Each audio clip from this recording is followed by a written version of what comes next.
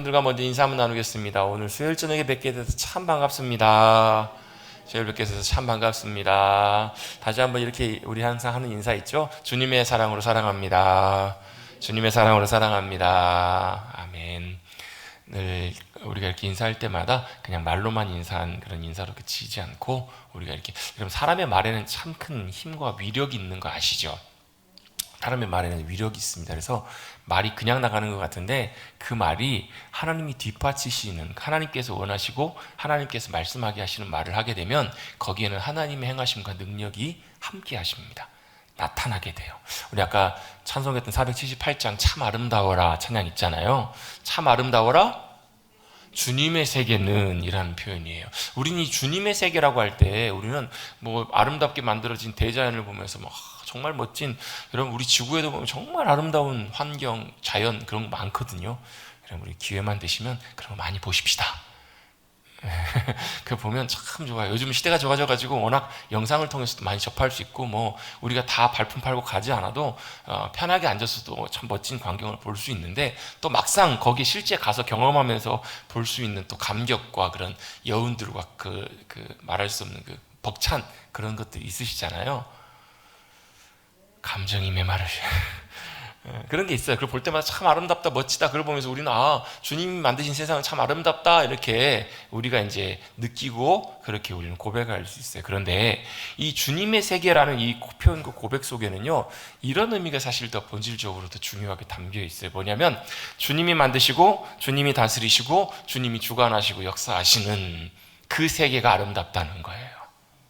여러분, 사도 바울이 빌립보 감옥에 갇히잖아요. 억울하게. 자기 로마 시민인데 뭐 재판도 받지도 않고 억울하게 붙잡혀가지고 매도 맞고 갇혀 있어요.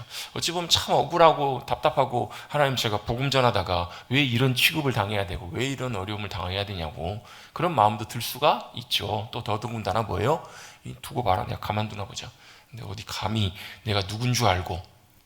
실제로 로마 시민을 그렇게 함부로 대했다가는 그 책임을 오롯이 실수한 사람이 다 져야 되니까 그런 마음이 들 수 있잖아요. 사도 바울 마음속에도. 근데 사도 바울은 그때 뭘 했냐면 찬미하였더라. 아마 사도 바울이 찬양하고 기도하고 그 자리에서 예배했던 것 같아요. 하나님을 찾고 사모하고 구하는 그곳에 어떤 역사가 벌어지냐면 놀라운 일들이 일어나기 시작하잖아요. 옥터가 흔들리고 묶여있었던 창구나 이런 것들이 다 풀어지고 문들이 다 열려요. 왜 그랬을까요? 하나님이 그곳에 역사하시니까. 주님의 권능과 능력과 역사하심이 나타났더니 모든 결박이 다 깨어지고, 옛날 감옥은 대부분 보면 지하 감옥이라고 해요. 그래서 거기에 아무것도 보이지 않는 좀 캄캄하고 뭐 아무도 볼 수 없는 그곳에 뭐가 임해요? 거기에 주님의 역사하심이 임해요. 그랬더니 거기에 나중에 어떤 일이 벌어져요? 구원이, 주 예수를 믿으라 그리하면 너와 내 집이 구원을 얻으리라. 이 말씀이 여기서 나오는 말씀이잖아요. 왜요? 거기에 하나님의 구원의 역사가 임해요. 그걸 통해서 우리가 알 수 있는 것은 하나님이 만드신 세상이 단순히 자연을 보면서 아름답다고 하시는 것이 아니라 거기에 주님이 계시고 주님이 역사하시고 주님이 다스리시는 그곳이 뭐가 될 수 있냐면 주님의 세계가 될 수 있는 거예요. 어디라도요, 감옥이라도. 그래서 여러분, 주님 만드신 세상이 참 아름답습니다. 참 아름다워라 주님의 세계는, 이 고백할 때 그 자리가, 여러분 찬송가 79장이죠. 주 하나님 지으신 모든 세계 어디요? 내 마음속에 그리워 볼 때. 여러분, 이 찬양은 언제 하는 거라고요? 우리가 자연에 나가고 야외 예배 드리면서, 요즘 보면 막 철쭉꽃 예쁘게 다 피었잖아요. 그 꽃들을 보면 좀 더 있으면 뭐 수국도 피고 또 막 이팝나무도 막 떨어진 걸 보면서 뭐예요? 여러분, 이야 멋지다 하면서, 여러분 혹시 주님이 만드신 아름다운 이 꽃, 아름다운 세상 참 아름답습니다, 감사합니다, 할렐루야 이렇게 다 하시죠? 이렇게 하시죠? 그냥 아름답다, 좋다 이렇게 감탄만 하고 끝나세요? 하나님 만드신 세상이 참 아름답습니다. 그때만 고백하는 것이 아니라 언제요? 우리가 골방에서, 우리가 예배 드릴 때, 우리가 주님을 사모하고 구하고 기도할 때, 때때로 어떨 때 보면 다윗처럼 아둘람 굴에 들어가서, 때때로 어떻게 보면 바울처럼 억울하게 빌립보 감옥에 갇혀 있어서 그때 뭘 하는 거예요? 주 하나님 지으신 세상, 주 하나님 역사하시고 통치하시는 주님의 놀라운 일하심과 역사하심이 놀라운 주님의 권세입니다, 능력입니다라고 고백하고 찬미하고 찬양하고 기도하는 그 자리에 뭐가 임한다고요? 실제 주님의 나라가 진짜 임하는 거예요. 그럼 주님 그걸 기대하고 원하고 계세요. 왜? 원래 그랬는데 그게 뭐 때문에요? 사람의 죄 때문에, 인간의 죄 때문에. 인간의 죄는 뭐예요? 인간의 죄는 간단해요. 하나님의 질서를 자기 질서로 바꿔놓는 게 인간의 죄예요. 그래서 여러분, 인간의 죄의 본성의 가장 중요한 타락의 핵심은 자기중심성이에요. 여러분, 자기중심성이란 말은 이기적이라는 말이야. 물론 이기적이라는 말도 포함되어 있는데, 단순히 우리는 저 사람 참 자기중심적이야 이렇게 얘기하면 우리는 뭐라 생각해요? 자기만 생각하고 자기 이익만 생각하고 자기만 굉장히 뭐 이기적인 사람으로 생각하기가 쉬운데, 사실 이 말의 원래 의미는, 성경적인 영적인 의미는, 자기중심성이라는 말은 하나님을 대신해서 내가 하나님 되는 거예요. 하나님의 질서, 하나님의 방법이 아니라 내가. 이 반대는 뭐예요? 자기중심성의 반대는 뭐겠어요? 하나님 중심적인 삶이에요.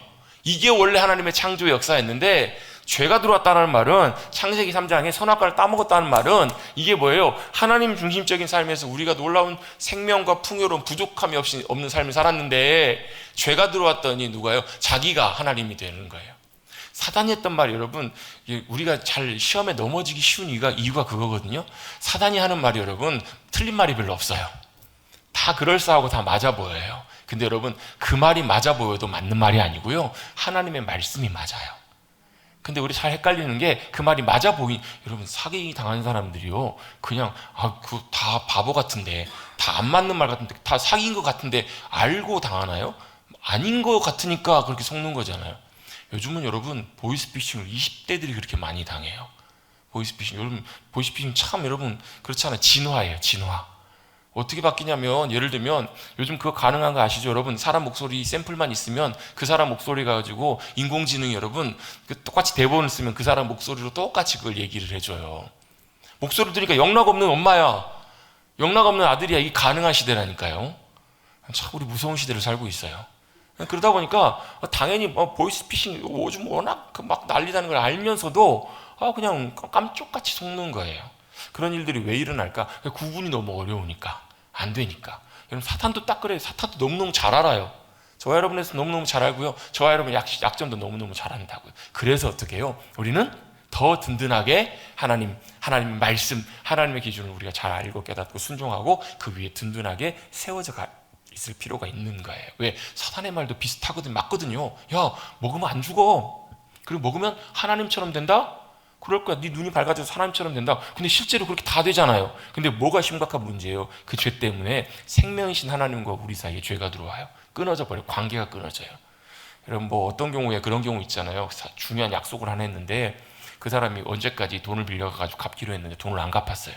그럼 어떻게 돼요? 그 사람과 관계가 문제가 생기기 시작을 해요.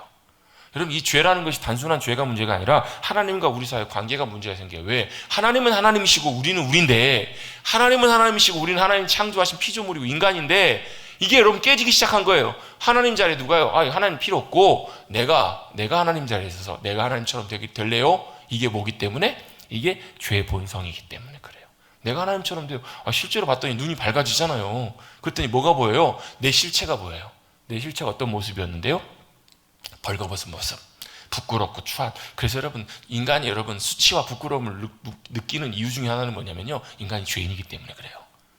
물론 여러분, 그 죄에 너무 이렇게 우리 뭐라고 하나, 양심이 이렇게 마비가 되면, 양심이 뭐가 되면요, 뭐라 그러나, 화인 맞으면 또 양심이 굳어버리면, 아무튼 그렇게 되면 그조차도 느끼지 못하지만 너무 이렇게 죄가 강력하게 너무 이렇게 거기에 노출이 되면 이제 면역이 생겨가지고 전혀 반응하지 못하면 그거조차도 인식하지 못할 수는 있겠죠. 대부분 보면 죄나 이런 많은 것들을 볼 때 부끄러움과 수치를 느낀다라는 것은 뭐예요? 그게 죄의 영향력이기 때문에, 우리가 죄 아래 있기 때문에 그랬던 거거든요. 결국 우리가 하나님 되려고 하지만 눈을 밝아져서 알게 되지만 뭐가 없어요? 하나님의 능력과 생명이 우리 가운데 없기 때문에 우리는 하나님처럼 될 수가 없는 거예요. 그래서 우리는 어떻게 해요? 우리 주어진 인생 80, 100 인생 살면서 내가 하나님처럼, 내가 내 인생의 주인처럼 살아보려고 하지만 그 인생에는 소망이 없어요.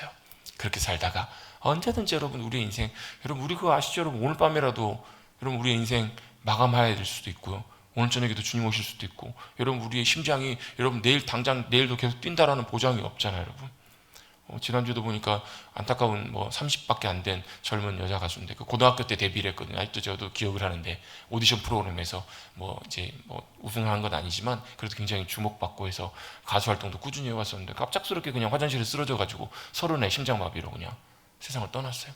우리 인생이라는 게 아무도 보장할 수 없잖아요. 보장할 수 없기 때문에 여러분, 우리는 우리의 인생을 내가 붙들고 내가 주인 되어 살지 않고 우리의 생명의 주인이시고 우리의 온전한 창조주 되시는 하나님, 우리 하나님이 하나님이시고 우리는 하나님의 백성으로 자녀로 살아가는 귀한 믿음의 삶의 자리에 서시는 저와 여러분 되시기를 간절히 바랍니다. 그게 뭐예요? 그게 하나님 중심적인 삶으로 되돌아가는 거예요. 그 길을 주님이 열어놓으셨기 때문에 내 인생의 주인이 내가 아닙니다. 내 인생의 길이 내가 옳은 것이 아니라 주님의 길과 방법이 옳습니다. 그래서 여러분, 하나님의 말씀이 우리에게 소중한 거예요. 하나님의 말씀을 통해서 하나님의 마음과 하나님의 길과 의도를, 목적을 알게 되고 거기에 뭐예요? 내가 맞추는 거, 조정해서 맞추는 거, 그게 순종이고 맞춰가는 삶이 무슨 삶이에요? 그게 주님과 동행하는 삶이에요. 여러분, 우리 지난 시간에 그 족보의 이야기를 살펴봤어요. 창세기 5장에 보면 아담의 족보가 나와요. 쭉 내용들을 살펴봤는데, 여러분, 아담의 족보가 여기 왜 나와 있을까? 성경에는 여러분 족보가 여러 군데 나와요. 족보도 나오고요, 사람에 대한 인명, 지명이, 여러분, 성경이 하나님의 말씀인데 어떨 때 보면 막 3장, 4장, 심지어는 역대상 같은 경우에 1장부터 9장까지가 다 역사 족보예요. 그리고 막 에스라, 느헤미야 읽다 보면요, 사람 누구 읽다가 도대체 몇 절 읽는지도 모르겠고, 나 아는 사람도 한 사람도 없는데 이걸 내가 왜 읽어야 되는지도 모르겠고, 그런 생각이 들 때가 있으시죠? 재미없으면 넘어가셔도 돼요. 넘어가셔도 되는데, 성경의 그 족보와 내용들이 나와 있는 이유가 있어요. 지금은 별로, 아이들은 별로 안 그런 것 같은데, 저 어렸을 때만 해도 학교 다닐 때 꼭 그걸 이제 확인을 해요. 우리 뭐 가문에 대해서, 이렇게 우리 시조가 누구신지, 또 몇 대손인지, 무슨 판지, 이거 다 따져요. 집안에 족보 있는 분들 거의 대부분 보면 집에 족보들이 많이 있었어요. 왜 그랬어요? 왜 그랬죠? 왜 그런가요? 족보가 왜 필요했나요? 많은 관심도 갖고 어떤 가정은 막 족보에 대한 굉장히 자부심도 있어요. 왜요? 그만큼 우리가 조상에 대해서 아는 것이 중요하다? 또 조상을 잘 아는 것들이 조상을 공경하는 중요한 의미였기 때문에, 또 내 뿌리를 안다는 것이 중요하기 때문에 단순히 그렇게 많이들 또 자랑스러워하고 중요하게 여겼던 것 같아요. 그런데 성경에 나와 있는 족보는 그런 단순한 어떤 그런 우리와 상관없는 이야기가 아니라 그 역사의 족보들을 통해서 하나님께서 인류의 시대를 통해서 어떻게 역사해 오시고 어떻게 진행되게 오게 하셨는지, 아담으로부터 시작한 인류가 어떻게 내려오게 되었는지, 그걸 하나님께서 보여주시려고 창세기 5장에 아담의 족보가 나와요. 예를 들면 그럼 또 느헤미야나 에스라에 나와 있는 포로에서 돌아온 사람들의 인물은 왜 나와 있을까요? 그들은 여러분 목숨 걸고 포로로 끌려갔다가 그곳에서 자리 잡고 잘 잡고 살고 있던 사람들이 하나님의 약속과 계획 가운데 돌아왔던 사람들의 참 중요한 이들이에요. 우리는 잘 몰라도 하나님께는 참 귀한 사람 한 사람 한 사람들의 이야기이기 때문에 거기에 나와 있는 거예요. 그리고 여러분, 그 출애굽기 아시죠? 출애굽기가 뭐예요? 출애굽기, 창세기 다음에 나와 있는 책이잖아요. 출애굽기, 애굽 기록, 애굽에서 나온 기록이란 뜻이에요, 원래 그 책 이름이. 근데 원래 이 출애굽기의 히브리어 성경에 원래 제목의 뜻은 무슨 말이냐면, 그들의 이름은 그러므로 그 이름이 이러하다라는 말이에요. 이름들이란 뜻이에요. 출애굽기 원래 성경의 뜻 자체가, 이름의 뜻이 무슨 이름들일까요? 무슨 이름들이냐면, 창세기 뒷부분에 나와 있는 46장인가요? 나와 있는 요셉 시대에 야곱과 함께 애굽으로 이주했던 70명의 사람들의 이름이 이러하다, 이 의미를 갖고 있는 거예요.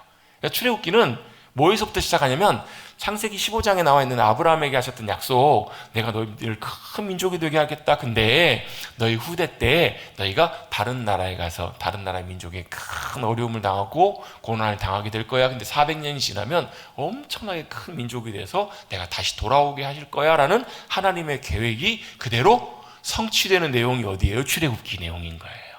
그래서 보면 하나하나 그 이름들이나 족보들이 굉장히 중요해요. 아무 의미는 없는 것이 아니에요. 예수님의 족보, 마태복음 1장 1절, 예수님은 마태복음이 산부인과 책이라고 낳고 참 많이 나와요. 근데 그 의미가 중요한 것이 아니라 자손, 다윗의 자손 예수 그리스도의 세계다, 족보다, 이렇게 시작하잖아요. 예수님의 육체적인 출생 자체가 아브라함과 다윗을 아우르는 굉장히 중요한 의미가 있기 때문에 그 족보들을 쭉 설명해 놓고 있는 거예요. 여러분, 우리의 족보도 중요하지만 하나님의 놀라운 행하심과 약속과 놀라운 역사하심들을 우리가 살펴보면서 그 안에 담겨있는 하나님의 마음과 하나님의 의도들을 우리가 또 잘 발견하고 알아갈 수 있게 되기를 간절히 바랍니다. 그럼 다시 돌아와서 아담의 족보의 의미가 뭐라고요? 아담의 족보의 의미는요, 결국 하나님의 형상대로 하나님의 생명을 받아서 창조된 인간이 뭐 때문에? 범죄함으로, 죄악 때문에 인간의 결론이 어떻게 끝나더라? 죽는다, 이거예요. 태어나서 살다가 죽는다. 흙에서 온 인간이 흙으로 돌아가게 되어 있다. 이걸 그대로 다 보여주는 거예요. 근데 이게 끝이 아니고 그 시대가 지나갔을 때 다음 시대, 다음 세대가 한 세대가 나고 죽으면 다음 세대가 여전히 나오더라. 근데 그것 가운데 뭐가요? 하나님의 약속과 행하심은 여전히 세대를 통해서도 이어져 가더라. 이걸 주님께서 아담의 역사를 통해서, 아담의 족보를 통해서 우리 보여주고 계세요. 그런데 여러분, 여기 제가 지난주에 말씀 나누면서 한 가지를 마지막으로 정리하면서 나눴던 말씀이 있어요.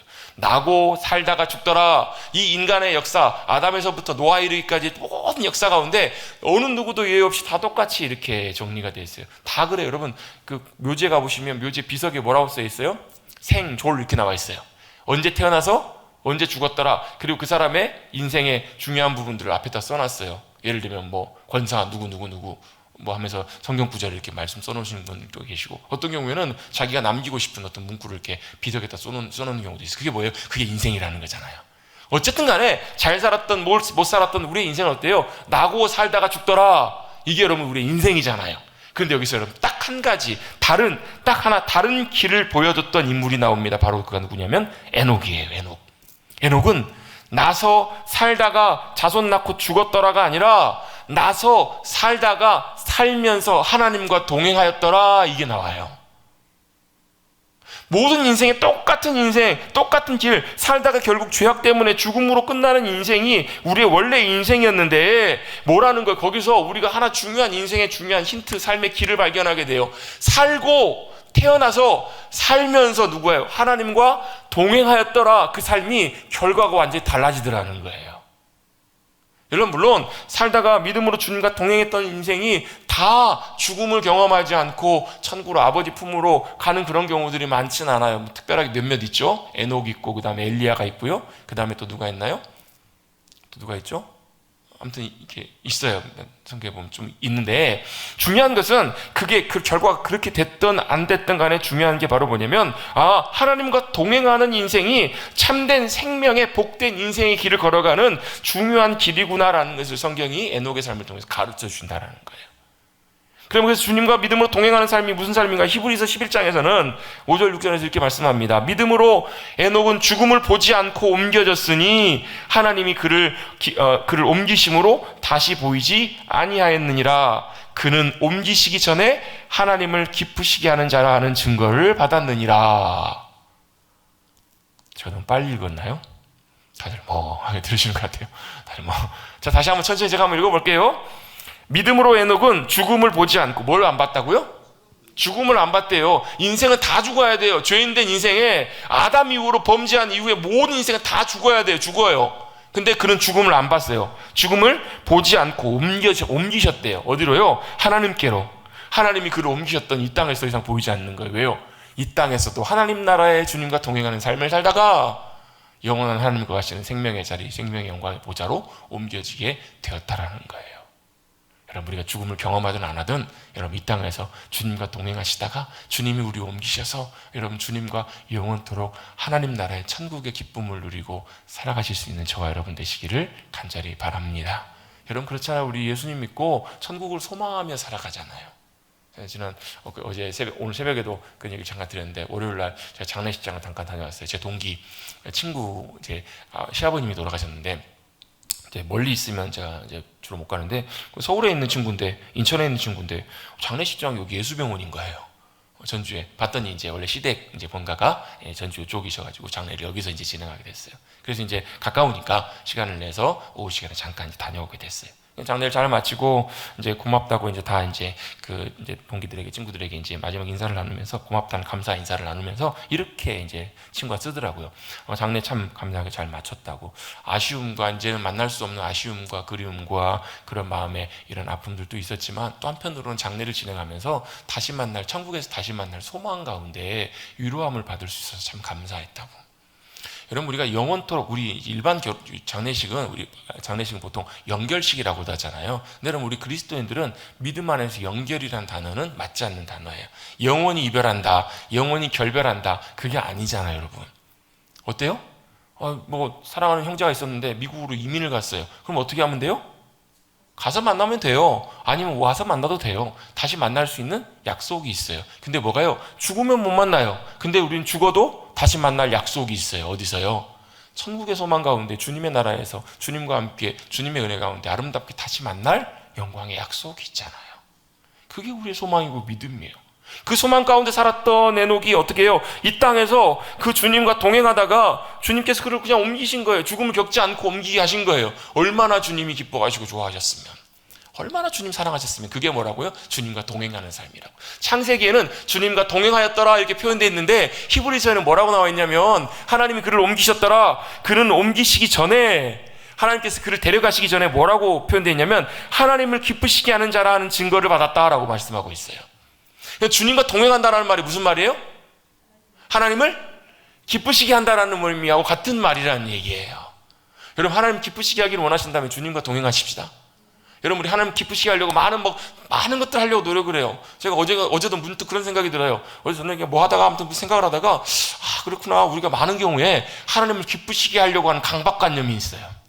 하나님 기쁘시게 해야 된다는 그런 강박관념과 부담이 있어요. 그래서 원래 하나님 기쁘시게 하려고 이것도 해야 되고 저것도 해야 되고 많은 헌신도 해야 되고 헌금도 많이 해야 되고 봉사도 많이 해야 되고 그런 생각이 먼저 많아요. 근데 그게 우선이 아니에요. 그게 진짜 하나님 기쁘시게 하는 것이 아니라 뭐가 진짜 주님 기뻐하시는가, 그걸 아셔야 된다고. 그게 뭐예요? 하나님과 동행하는 삶. 그게 진짜 주님께서 기뻐하시는 일이에요. 우리의 드릴 수 있는 것이 많지 않아도 주님과 동행하는 삶, 주님과 동행하기 위해서는 뭘 해야 되냐면요, 주님이 기뻐요. 좋아야 돼요. 주님이 좋아야 돼요. 제가 막내 얘기 잘 안 하려고 마음을 먹지만 또 좋은 예가 돼서 그래요. 예가 돼서. 그래요. 참 주로 이제 엄마하고 주로 많이 시간을 보내는데 몇 주, 한 달, 두 달 안 됐던 것 같아요. 한 달 반 전인가. 주일날 오후에 이제 제가 영상 편집하고 이렇게 있는데 저희 아이가 좀 예민해가지고 밖에 나가서 낮잠을 잘 안 자요. 집에서 좀 잘 안 자려고 그러는데 낮잠을 안 자는데 그날은 또 원체 피곤했던 것 같아요. 피곤하면 이제 엄마한테 가서 찡찡거리고 울고 막 짜증내고 그러는데 그날은 제 방문을 쑥 들어오는 거예요. 쓰레빠 신고. 딱 들어오더니 아빠 하더니 왜 왔어? 그랬더니 이제 뭐 아빠한테 이제 있고 싶다 안아달라고 그러더라고요. 근데 생전 그런 적이 없었는데 그날은 아빠한테 안아주니까 어때요? 고개를 푹 기대고 있다가 잠이 드는 거예요. 제가 제 34개월 키우면서 처음 경험해보는 경험이었어요. 그런 적이 거의 없었거든요. 항상 엄마랑 같이 자는데 제 품에 안겨갖고 잠이 든 거예요. 그럼 이게 무슨 일인가 싶은데 아빠 마음에 무슨 마음이 드냐면 그때처럼 아빠 마음이 좋을 때가 없는 거예요. 다른 거보다 그냥 아빠가 좋아서 와서 그냥 안겨있는 거, 그게 아빠한테 참 그 기쁨이 되더라고요. 그러면 제가 무슨 생각을 했을까요? 하나님도 이러시겠다. 하나님 아버지도 이러시겠다라는 생각이 참 들더라고요. 여러분, 우리가 다른 것, 하나님 앞에 많은 것 해드려서 하나님 기뻐하시는 것이 아니라 에녹이 어떤 삶을 살았을까요?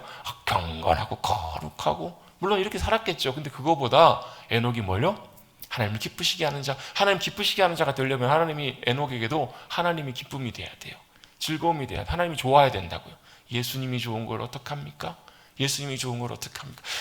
예수님이 나의 기쁨이 되셔서 어떻게 해요? 늘 기쁘기 때문에 찾는 거예요. 보고 싶은 거예요. 만나고 싶은 거예요. 그래서 나가요. 그래서 어떻게 해요? 그 사람이 기쁨이 되면 어떻게 해요? 그 사람 말을 잘 들어요. 그 사람이 원하는 게 있으면 따라가요. 나는 지금 오늘 속이 좀 그래서 김치찌개 얼큰한 게 먹고 싶은데 짜장면을 먹고 싶다. 어제도 짜장면 먹었는데. 근데도 어때요? 그래 괜찮아. 나 짜장면 좋아해. 그럼 간다고요. 그게 뭐예요? 그게 기뻐하는 거예요. 기쁨이에요. 그게 가능해질 때, 그게 되어질 때, 그 삶이 쌓일 때 동행하는 삶이 가능해져요. 하나님과 동행하였더라. 그걸 다른 히브리서에는 하나님 기쁘시게 하는 자라는 증거를 받았더라라고 하면서 그 히브리서 11장 6절에 이렇게 말씀합니다. 믿음이 없이는 하나님을 기쁘시게 하기 못하나니 하나님께 나아가는 자는 반드시 그가 계신 것과 그가 자기를 찾는 자들에게 상 주시는 이심을 믿어야 할지니라 라고 말씀하세요. 믿음이 뭐라고요? 하나님이 계신다. 그리고 뭐예요? 하나님께서 하나님을 찾는 자, 하나님을 찾고 구하고 기뻐하는 자들을 하나님께서 참 좋아하신다고요. 여러분, 그렇게 하나님 찾으시고 사모하시고 주님 앞에 나가셔서 믿음으로 에녹처럼 주님과 동행하며 나가시는 저와 여러분 되시기를 다시 한번 주님의 이름으로 축복합니다. 그게 뭐라고요? 그게 인생 가운데 주신 하나님이신 놀라운 우리에게 생명의 길이라고요. 그 길을 에녹을 통해서 하나님께서 보여주십니다. 우리 아담의 족보를 통해서 우리는 볼 수 있는 것이 있습니다. 우리의 인생은 결국은 나서 죽는다라는 거예요. 인간의 마지막에는 심판과 저주의 인생이라는 거예요. 죽음으로 끝날 수밖에 없는 인생 가운데 뭘 하나님께서 보여주시냐면 힌트를 주세요. 희망을 보여주세요. 다 걸어가는 믿음의 길들은 다르겠지만 그러나 분명한 것은 내 길이 아니라 믿음으로 주님과 동행하는 길을 걸어갈 때 어때요? 거기에 소망이 있는 거예요. 생명이 있는 거예요.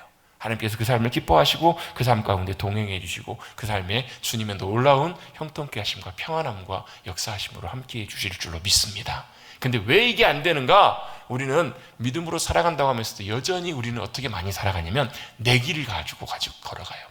내 길을 걸어가고 내가 주인 되어 살아가고 하나님 나의 주님이시라고 고백하지만 여전히 내가 주인 되어 살아가는 삶의 자리들이 너무너무 많아서 그래요. 우리 생각 속에, 감정 속에, 말 속에, 행동 속에 우리의 모든 것 하나하나 가운데 어떻게 해요? 내가 생각하고 말하고 계획하고 행동하는 모든 것들이 내가 아니라 누가요?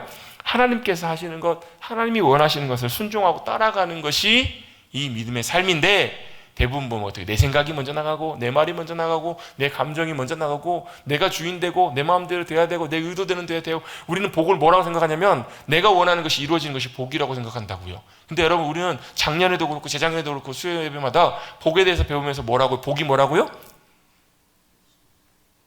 하나님이 우리의 복이시라고요. 내가 원하는 것이 이루어지는 것이 복이 아니라 저 사람 복 많이 받았어. 아유 뭐 원하는 대로 자식도 잘 되고 뭐 사업도 잘 되고 부족함이 없어. 그게 아니고요. 하나님이 우리의 복이 되시는 삶이 진짜 복이라고요. 그래서 다윗이 이렇게 고백해요. 여호와가 나의 목자시니 내게 부족함이 없습니다. 왜요? 그 진짜 복이 무엇인지를 발견했어요. 에녹도 아마 그걸 알았던 것 같아요. 그래서 복 있는 삶의 길을 걸어가잖아요.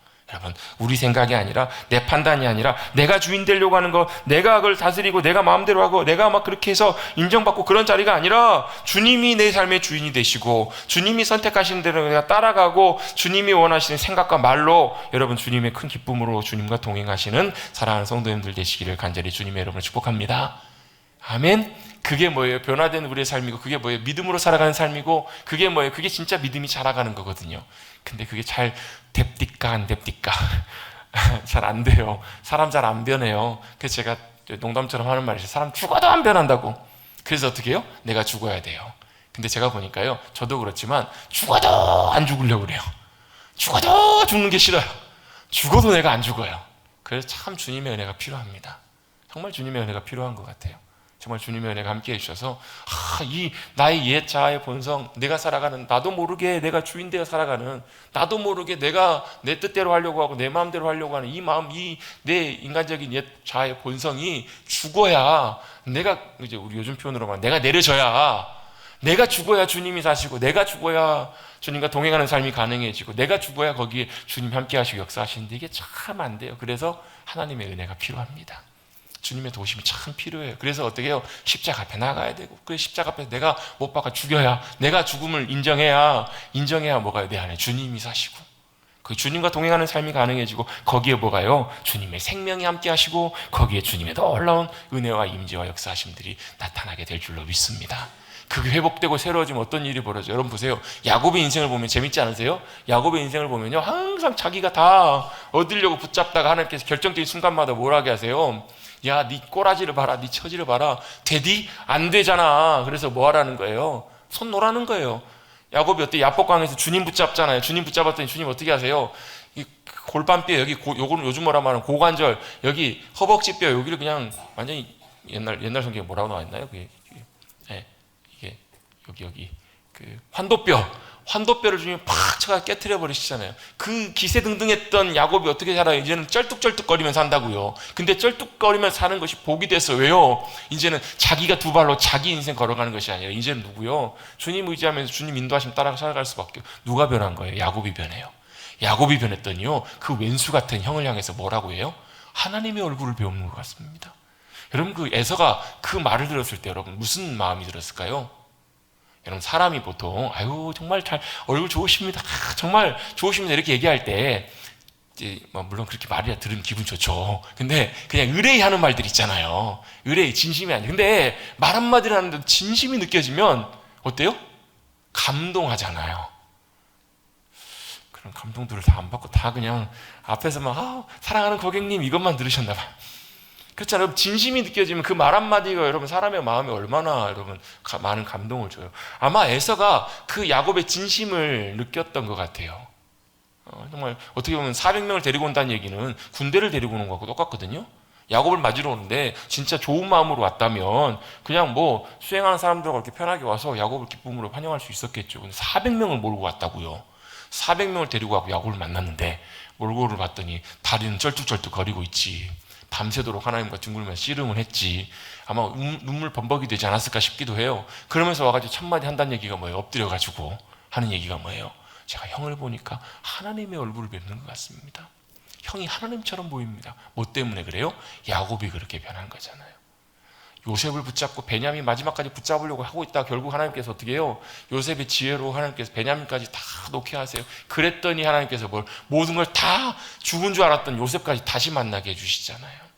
그리고 하나님의 계획과 일하심들이 온전히 다 이루어지잖아요. 여러분, 그게 진짜 복된 삶이에요. 여러분, 내가 움켜쥐고 붙들고 하는 것이 아니라 내가 죽으면, 내가 십자가 앞에서 놓으면 내 자존심과 내 생각과 내 감정과 내 욕심과 내 의지와 내 마음이 주님 앞에 내려지면, 그러면 어떻게 해요? 주님과 동행하는 삶이 가능해지고 거기에 주님의 놀라운 역사하심과 생명이 나타난다고요.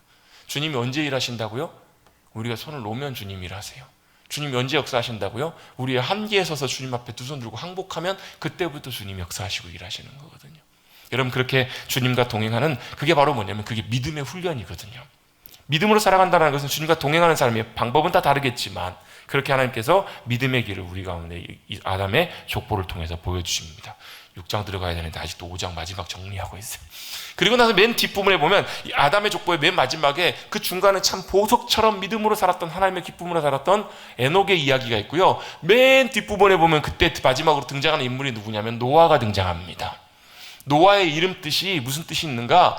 한숨이란 뜻하고요, 후회하고 한탄하라는 뜻하고, 하나는 위로라는 뜻이 있어요. 노아의 이름의 뜻에는 두 가지가 다 있습니다. 그래서 어떻게 보면 노아의 인생은 이 이름의 뜻에 두 가지 의미가 다 담겨 있다고도 볼 수 있어요.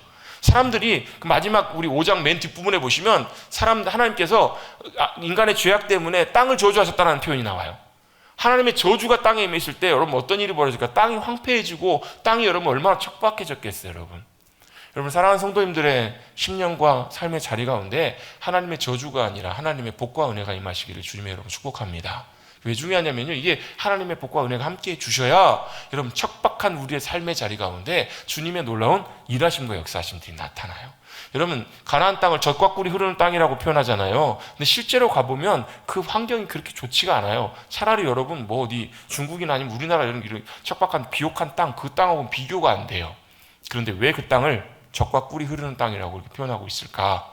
이유가 있습니다. 거기에는 하나님이 함께 하셔서 새초부터 새말까지 지켜보고 계시고, 거기는 뭐가요? 이른 비와 늦은 비, 적절할 때 하나님께 주시는 공급하심과 역사하심이 함께하고 계시기 때문에 그 땅이 뭐예요?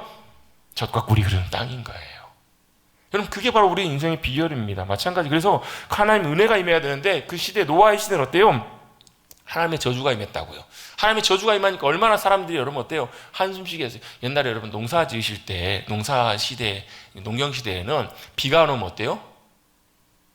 비가 안 오면 다 아버지들이 농사 짓는 분들이 다 어때요? 집에만 들어오시면 제일 먼저 하시는 게 뭐예요?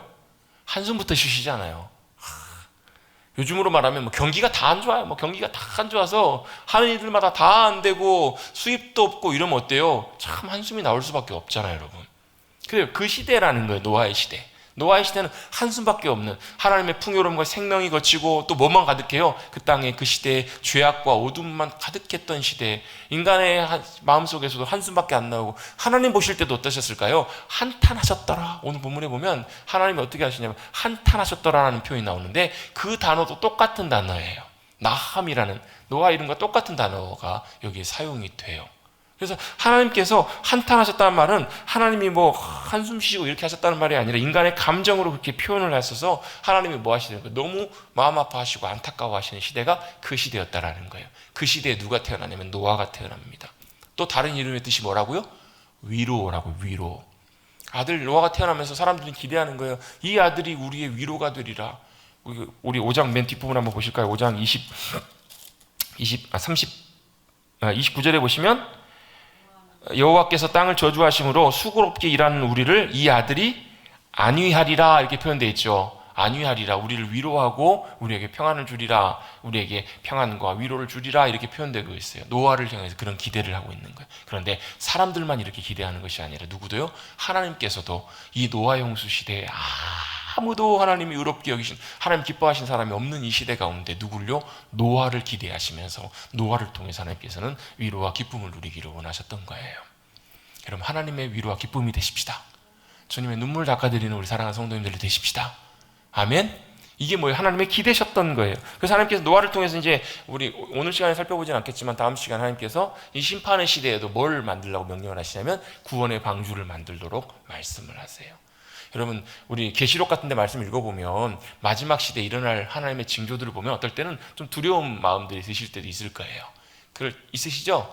마지막 시대에 일어날 일들을 생각해보면 막 저는 아직도 기억이 나요. 어렸을 때 그 당시에는 희한하게 80년대 그때는요 막 계시록을 배경으로 한 그런 영화들 되게 많이 나왔었거든요. 막 마지막 때 그게 아마 좀 흥미로운 소재가 되어서 아마 그랬던 것 같아요. 그래서 막 하늘이 막 무너져. 지금 보면 참 그 컴퓨터 그래픽 유치한 거지만 어쨌든 막 불덩어리가 떨어지고 막 그런 아무튼 생생한 기억이 나요. 그래서 막 계시록하면 막 무섭고 두려운 이런 이미지들이 훨씬 강했는데 여러분 마지막 때는요 참 두려운 하나님의 심판이 임할 때이기도 하지만 또한 동시에 하나님의 심판과 동시에 믿음으로 주님 찾고 구하는 이들에게는 동일하게 주시는 하나님의 은혜가 함께해 주시는 시대예요. 노아 홍수 시대에도요 노아는 하나님의 은혜를 입었더라. 오늘 말씀 한번 보실까요? 8절 우리 7절부터 같이 한번 읽어볼게요. 6절부터 6절 7절 8절 읽어봅니다. 시작. 땅 위에 사람 지으셨음을 한탄하사 마음에 근심하시고 이르시되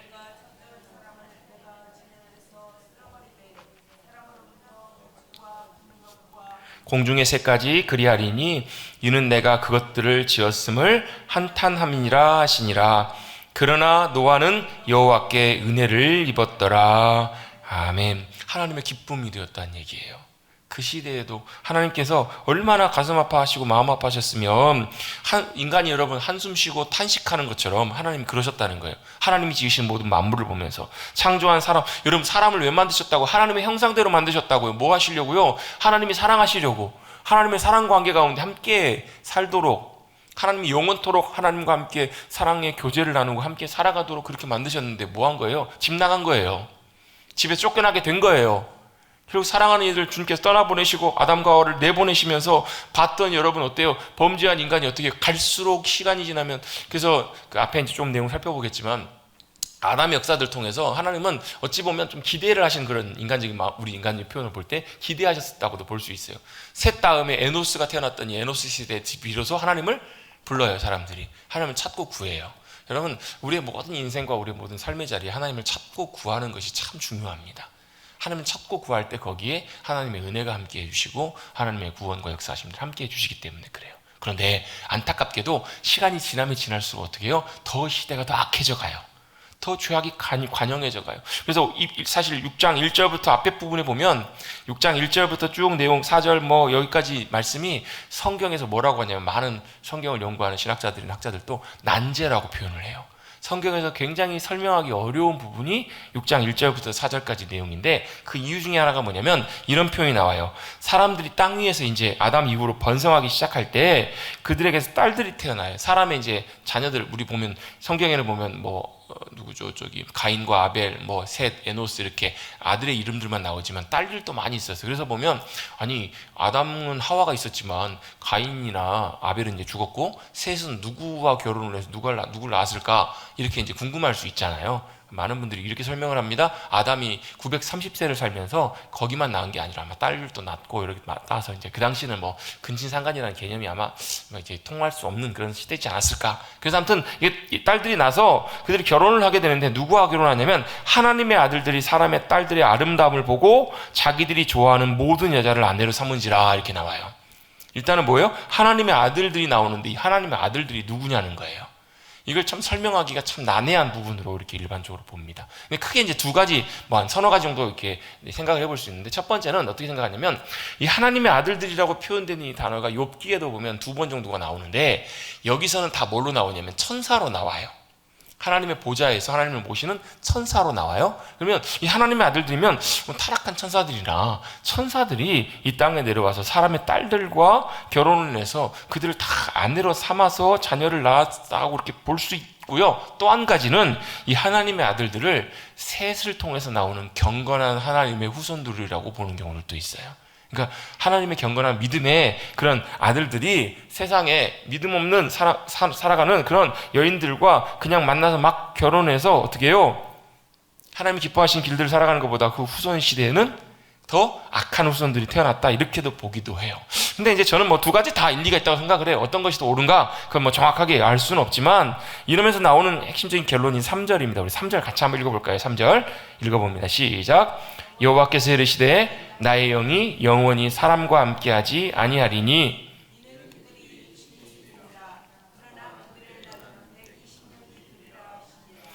아멘. 자, 하나님께서 이제는 뭘 하셨냐면 하나님이 나의 영이 사람들과 이제 영원히 함께 하시지 않으실 거라고 말씀하세요. 자, 사람이 만들어질 때 흙으로 사람을 만드세요. 그리고 사람의 흙에다 뭘 넣으세요? 생명, 생영, 살아있는 하나님의 원래 히브리어는 루아흐라고 표현되어 있는데 루아흐라는 말이 숨, 호흡, 영이라는 뜻이거든요. 하나님의 영이 들어왔더니 살아있는 존재가 된 거예요. 그러니까 아담은 육신의 삶이면서 또한 동시에 영적인 존재였던 거예요. 하나님의 영이 함께 해주셨으니까. 그런데 어때요? 이제는 다시는 하나님께서 인간의 육신 가운데 사람들이 이제 육신, 그냥 말 그대로 이 표현을 좀 표현하기 그렇지만 고깃덩어리, 그냥 흙에서 온 그냥 그 육신 그거기 때문에 더 이상 하나님의 영이 함께하지 않으실 거라고, 하나님께서 함께하지 않으실 거라고. 왜? 그들이 마음대로 멋대로 살아가는 모습을 보면서, 죄악 가운데 살아가는 걸 보면서 그렇게 말씀하세요. 그리고 또 한 가지는 120년만 이제 살라는 거예요. 왜요? 900년 동안 살면서 자손을 낳았더니 자손들이 다 어때요? 다 악한 자손들만 가득하게 된 거예요, 이 땅에.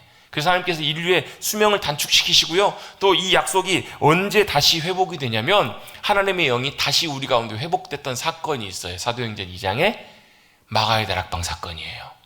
하나님의 영이 다시는 인간과 육신과 함께하지 않을 거라라고 말씀하세요. 왜? 인간의 죄 때문에, 죄악 때문에. 근데 어떻게 해요? 예수님이 오셔서 십자가에서 돌아가심으로 우리의 죄의 문제를 해결하시고 하나님 아버지와 다시 관계. 그래서 여러분 휘장이 갈라지잖아요. 성전에 휘장이 갈라진다는 말은 무슨 얘기냐면 그 안에가 일반인이 들어갈 수가 없었어요. 대제사장만 1년에 한 번 들어갔었던 그곳에 이제 어떻게 해요? 길이 열리기 시작한 거예요. 영광의 하나님 앞에 나갈 수 있는 길이 열리고 어떻게 하나님과 관계가 회복되기 시작하니까 누가요? 예수님께서 약속하셨던 것처럼 이제 나는 가지만 아버지의 영 보혜사를 너에게 보내줄 거다. 하나님의 영이 다시 임해요. 누구에게요? 마가의 다락방에 있었던 120명의 문도들 가운데 임해요. 또 그 이후에 어때요? 그 이후에 많은 이들이 복음을 전하고 기도할 때, 회개하고 예수를 믿을 때 성령님이 친히 임하시기 시작하고, 사모함으로 구할 때 성령님이 다시 우리 가운데 함께 하셔서 지금 성령님이 어디 계세요? 우리와 함께하고 계시는 거예요. 내 안에. 여러분 이 하나님의 한탄하시면서 선포하셨던 이 말씀, 다시는 내가 나의 영이 너희 가운데 함께하지 아니하리라, 이게 여러분 하나님의 어떤 마음이신지 여러분 좀 이해가 되세요?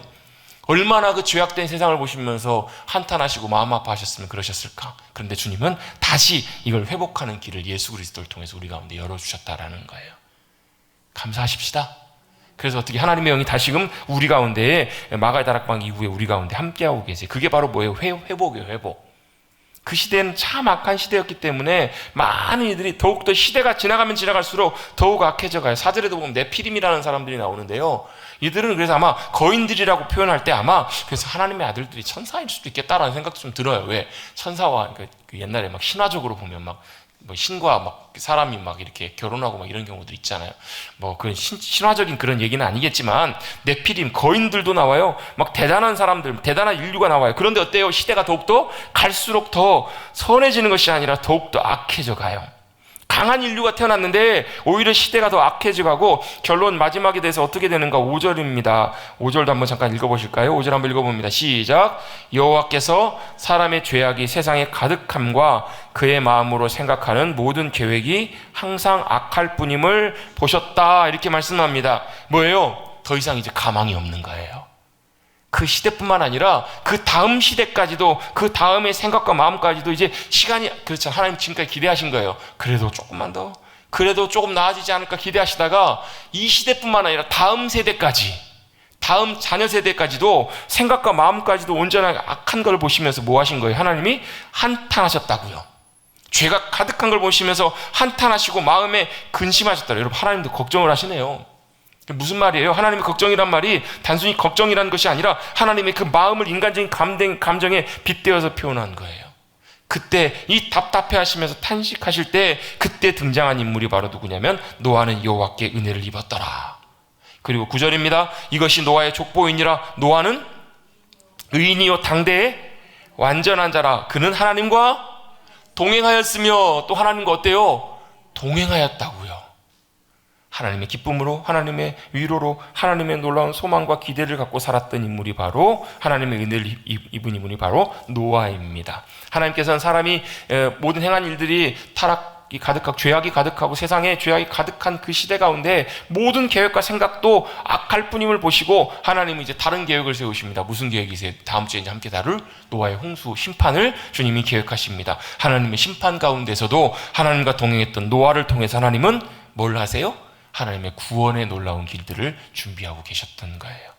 여러분, 이 시대도요, 노아의 홍수 때와 같은 참 죄악이 가득한 시대, 어둠의 시대를 살아가고 있습니다. 여러분, 그럴 때마다 주님과 동행하셔서 하나님의 놀라운 위로와 소망, 기쁨으로 살아가시는 저와 여러분 되시기를 간절히 주님의 이름으로 축원합니다. 바로 하나님의 구원의 역사하심이 노아의 시대에도 있었고, 아브라함의 시대, 그리고 예수님 통해서 예수님을 따라가는 믿음의 후손들을 통해서 하나님은 이걸 계획하고 계시는 거예요. 여러분, 이 시대마다 우리의 모든 삶의 자리 가운데 하나님이 우리를 보실 때마다 기뻐하시고 주님과 동행하는 믿음의 삶을 통해서 우리를 통해서 주님의 놀라운 구원과 회복의 역사를 나타내시도록 사모하고 또 기대하며 기도하며 나가실 수 있는 사랑하는 우리 성도님들, 우리 모두가 되시기를 간절히 주님의 이름으로 축복합니다. 아멘. 그게 주님의 기대이시고 바람이세요. 이 시대는 참 정말 노아의 홍수 시대처럼 못지않게 참으로 부패하고 악이 가득한 시대예요. 그래서 우리에게 주님께서 비전과 사명으로 우리를 부르고 계시는 거예요. 여러분, 우리 사랑하는 성도님들 한 분 한 분을 통해서 우리 가정들이 회복되시기를 간절히 바랍니다. 우리 사랑하는 성도님들 한 분 한 분을 통해서 이 교회 가운데 하나님의 나라가 임하는 귀한 은혜가 함께 하시기를 간절히 바랍니다. 그걸 위해서 어떻게 해요? 우리가 주님과 동행하는 삶이 가능해야 돼요. 주님과 동행하기 위해서는 어떻게 해요? 믿음으로 살아야 돼요. 믿음으로 살기 위해서는 어떻게 해요? 내 자아가 내려지고 내가 중심적인 삶이 아니라 내 마음, 내가 원하는 거, 내가 주장하는 거, 내가 인정받고 내가 높아지는 것이 아니라 겸손하게 나를 낮추고 나를 비우고 내가 아니라 주님이 드러나시는, 주님이 높아지시는. 그래서 여러분, 찬송가 288장 보면 어떻게 해요? 세상과 나는 간 곳 없고 구속한 주만 보이도다. 이 찬양의 고백처럼 그렇게 믿음의 귀한 삶을 사셔서 하나님의 큰 기쁨으로 하나님의 위로로 살아가시는 우리 사랑하는 성도님들 되시기를, 주님과 동행하는 우리 모두가 되시기를 간절히 주님의 이름으로 축복합니다. 아멘. 저를 따라서 마지막으로 고백해 보시고 찬송하시겠습니다. 주님과 동행하기 원합니다. 아멘.